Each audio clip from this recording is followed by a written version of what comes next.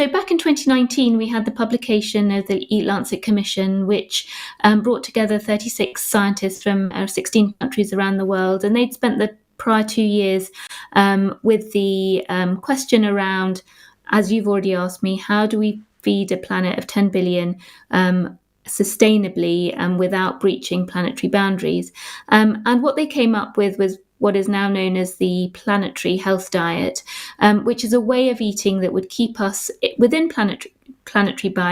boundaries, but also support us to live better, preventing a vast amount of cardiovascular disease, type 2 diabetes and cancer and premature deaths that are caused by an unhealthy diet. And what the diet is composed of is, you won't be surprised, fruits, vegetables, whole grains, beans, nuts and seeds, and with a small proportion allowed for animal source foods. But as we've referred to, animal source foods generally have the highest impact on the environment through greenhouse gas emissions, water, land and air pollution, antibiotic resistance, etc. So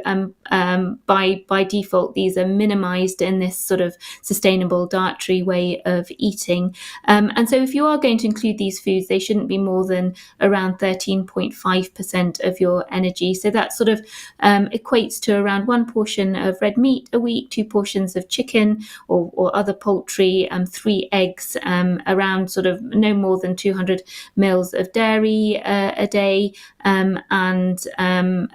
1 to 2 portions of fish. And that type of diet was modelled to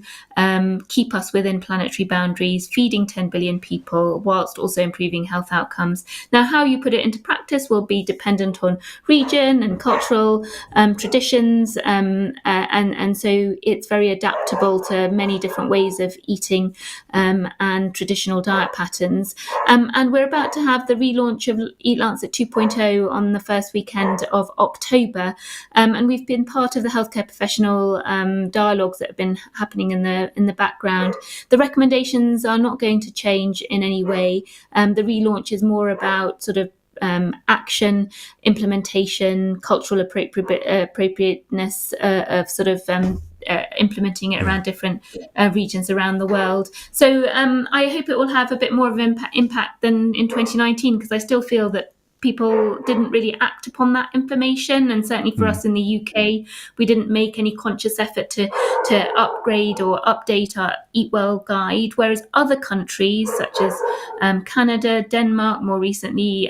Belgium and Switzerland, they've all updated their dietary guidelines, taking on board the recommendations from the Eat Lancet Commission, and very much reduced the animal source foods in their dietary guidelines, whilst emphasising